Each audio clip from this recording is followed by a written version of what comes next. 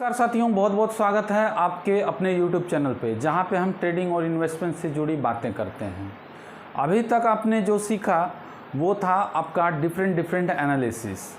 अब यहाँ हम समझेंगे कि अगर आपको चार्ट एनालिसिस करना नहीं आता तो आप ट्रेडिंग कैसे कर सकते हैं। बेशक चार्ट के बिना कल्पना करना भी बहुत मुश्किल है। अभी के ट्रेडिंग में अगर आपको चार्ट पैटर्न पढ़ना नहीं आ रहा है, कैंडल्स समझ में नहीं आ रहा है, तो बिल्कुल बहुत ही डिफ़िकल्ट है, ठीक है। लेकिन फिर भी अगर किसी को चार्ट ऐसा है कि समझ में ही नहीं आ रहा, एक्चुअली समझ में नहीं आ रहा, उसने जितनी भी कोशिश की लेकिन फेल हुआ, तो कौन कौन से डेटा को इस्तेमाल कर सकते हैं, क्या हमारी स्ट्रेटजी रहेगी, उस पे ये वीडियो है। तो फटाफट जिन्होंने भी अभी तक सब्सक्राइब नहीं किया हमारे चैनल को, एक सब्सक्राइब का बटन दबा के सामने के बेल आइकन को ज़रूर प्रेस करें। उसके बाद अब नेक्स्ट जो हम लोग बात करने वाले हैं ये है प्रिपरेशन पे। 5 P's आप लोग देख रहे हैं ना, 5 P's पे आप काम करें, आपको धीरे धीरे समझ में आ जाएगा कि चार्ट की ज़रूरत मुझे कम पड़ रही है। हालांकि चार्ट में जो जितना एक्सपर्ट है वो उतना ही नया नया चीज़ सीख रहा है, मतलब वो अंतहीन चीज़ें हैं। लेकिन अगर कुछ 5 P's पे हम काम करें तो शायद ये चीज़ें ईजी हो जाएंगी और हम बिना चार्ट को देखे हुए समझे हुए हम सिर्फ, लेकिन ध्यान रहे दोस्तों, इसमें से 5 P's में जो मैंने नहीं लिखा है वो सबसे इम्पोर्टेंट है, वो है प्राइस एक्शन। इसलिए मैंने इसको अलग से मैं लिख रहा हूँ, ठीक है। ये 5 P's से भी ज़्यादा इम्पोर्टेंट है, ठीक है। ये VVI है, इसको आप नोट कर लीजिए। जिनको चार्ट अच्छा से आता है, बहुत अच्छे से अभी आता है, अगर उन्होंने प्राइस एक्शन पे काम नहीं किया है तो वो फेल होने की संभावना उनकी बहुत ज़्यादा बढ़ जाती है। वहीं प्राइस एक्शन मतलब सबका बाप, सुने हैं ना आप, भाव भगवान छे, ये गुजराती डायलॉग है और ये सच में सही है, ठीक है। तो हम लोग काम करेंगे प्राइस एक्शन पे। एनालिसिस में हमारा जो मेन पॉइंट ऑफ व्यू रहेगा वो होगा प्राइस। अब देखिए, फर्स्ट ऑफ ऑल क्या होगा, प्रिपरेशन। हम लोग प्री प्लानिंग करेंगे। प्री प्लानिंग में, प्रिपरेशन में हम क्या देखेंगे, प्रीवियस डे का लो, प्रीवियस हाई, ठीक है, उसके बाद प्रीवियस क्लोज, ठीक है फ्रेंड्स, हाई लो क्लोज, ये 3 को मार्क कर लेंगे हम। प्रीवियस ओपन को मार्क करने की उतनी ज़्यादा ज़रूरत नहीं है। क्यों नहीं है, ये हम और भी किसी दिन बात कर लेंगे, ठीक है। यहाँ जो फ़िलहाल समझने वाली बात है ये 3 चीज़ें, ठीक है। तो प्रिपरेशन हमको ये तीनों को देख के करना होगा, ठीक है, कि आज की रणनीति क्या होगी, आज कहाँ खुलेगा, ठीक है। मान लीजिए आज 44,200 पे निफ्टी खुला, ठीक है। तो क्या ये प्रीवियस लो के आसपास है या प्रीवियस हाई के आसपास है। अगर प्रीवियस हाई के आसपास है और वहाँ से अगली कैंडल ग्रीन बनी है, मतलब अब जो नेक्स्ट हम देखेंगे प्रीवियस क्लोज देखेंगे, ठीक है। हाई के बाद क्या देखेंगे हम, प्रीवियस क्लोज, कि प्रीवियस क्लोज और प्रीवियस हाई क्या दोनों को ब्रेक कर रहा है आज का ओपनिंग। अगर कर रहा है तो हम उसको सपोर्ट मान लेंगे।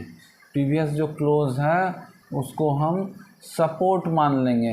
देखिए फ्रेंड्स, ये कुछ चीज़ें हैं जो आप नोट डाउन करते जाइए, आपके लिए काम की चीज़ें हैं, ठीक है।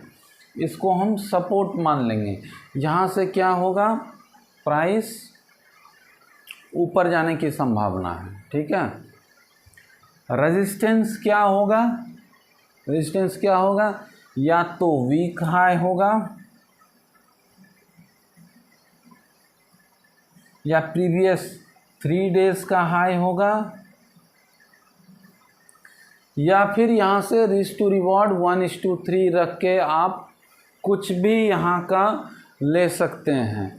टारगेट ऐसा ही रखें जो पूरा होने वाला हो। जैसे पिछले दिन मान के चलिए 5% की बढ़त हुई है, ओपनिंग और क्लोजिंग के बीच में 5% का, तो आज जो हम रखेंगे 4 to 6% रखेंगे अपना टारगेट। ध्यान देना है फ्रेंड्स, ठीक है। अगर ये आप रखेंगे तो आपका पूरा होगा, और आज अगर आप 50% रख दीजिएगा तो उसका 100% या 99% चांस रखिए शायद वो पूरा नहीं हो सकता है। ठीक है, तो आप इसी हिसाब से लगा करके अपना टारगेट को सेट कर सकते हैं।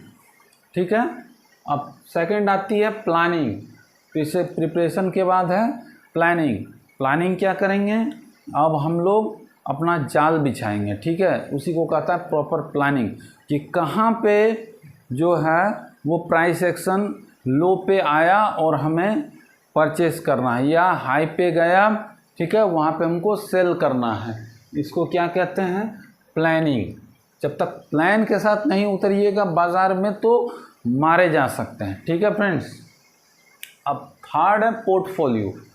अब पोर्टफोलियो कैसा बनाएंगे हम, कौन कौन से स्टॉक या कौन कौन से इंडेक्स रखेंगे, ठीक है, इसको ध्यान देना है आपको। अगर एक्सपायरी का दिन है तो वहाँ आप एकदम बिल्कुल आउट ऑफ द मनी मत जाइए, एकदम एटीएम में या इन द मनी पे जाइए। ठीक है फ्रेंड, अगर आप 2-3 दिन पहले एक्सपायरी से, किसी भी वीकली एक्सपायरी से अगर 3 दिन पहले आप ये कर रहे हैं तो आप 2 से 4 स्ट्राइक प्राइस दूर की आप ले सकते हैं, आपको ये छूट है। ठीक है, अब ये पोर्टफोलियो हो गया। उसके बाद फोर्थ है प्रोग्रामिंग। ठीक है, देखिए प्रोग्रामिंग में क्या हो गया, ये हमारा 4th P है, पूरा प्रोग्राम सेट होना चाहिए। ठीक है, प्लानिंग के बाद क्या होता है, प्रोग्राम। इसमें आपका एग्जीक्यूशन भी शामिल है, क्योंकि अगर आप प्लान करके रह गए, बैठ गए और एग्जीक्यूट नहीं किए तो उसका कोई मतलब नहीं बनता है। इसलिए प्रोग्रामिंग बहुत ही ज़रूरी है। ठीक है, इसमें आपका एग्जीक्यूशन आ जाता है। अब last but not the least है प्रायोरिटी। प्राथमिकता किसको देंगे, ठीक है, प्राथमिकता उसी को देंगे जिसमें चांसेस ऑफ प्रॉफिटेबिलिटी हाई हो। ठीक है, अगर आप अपना हिसाब से देखिए, अगर आप हाई रिस्क हाई रिवॉर्ड में जा रहे हैं तो आपकी प्रायोरिटी अलग होगी, और अगर आप एक सेफ ट्रेडर हैं तो आपकी प्रायोरिटी क्या होगी, एकदम एटीएम पे या सेफ ट्रेडिंग में खेलने का, या फिर एकदम आपको कंफर्मेशन कैंडल मिलने के बाद। लेकिन अगर आप एक रिस्की ट्रेडर हैं तो जहां भी आपको डीप दिखा अपने सपोर्ट जोन के पास या रेजिस्टेंस जोन के पास, तो वहाँ वैसे ही आप बाइंग कर लेंगे। ठीक है फ्रेंड्स, आपको समझ में आ रहा ना, लोगों की प्रायोरिटी अलग अलग हो सकती है, हर एक ट्रेडर एक यूनिक ट्रेडर होता है। तो आज का टॉपिक यहीं पे समाप्त करते हैं। आशा करते हैं ये जो मेरे 5 P's हैं, ठीक है, जिसमें से सबका बाप मैंने बताया प्राइस एक्शन, इसको एक बार फिर से आप देख लीजिए। इस पे कोई किताब हो तो पढ़ लीजिए, बुक समरी हो तो जाके उसको सुन लीजिए, लेकिन कहीं से भी किसी भी यूट्यूबर से कहीं से भी नॉलेज मिले आप इस पे प्रैक्टिस करें। उम्मीद है कि आप चार्ट पे कम डिपेंडेंट रहिएगा अगर आप इस पे काम कर लीजिएगा। ठीक है फ्रेंड्स, मैं जितना भी सीखता हूँ कोशिश करता हूँ आपको उसका 100% दे देने का। फिर भी अगर त्रुटि हो, कोई अगर गलती हो जाए तो कमेंट बॉक्स में आके ज़रूर हमें बताइए, हम कोशिश करेंगे नेक्स्ट वीडियो में उसको सुधार करके आपको बताने का। थैंक यू फ्रेंड्स, धन्यवाद।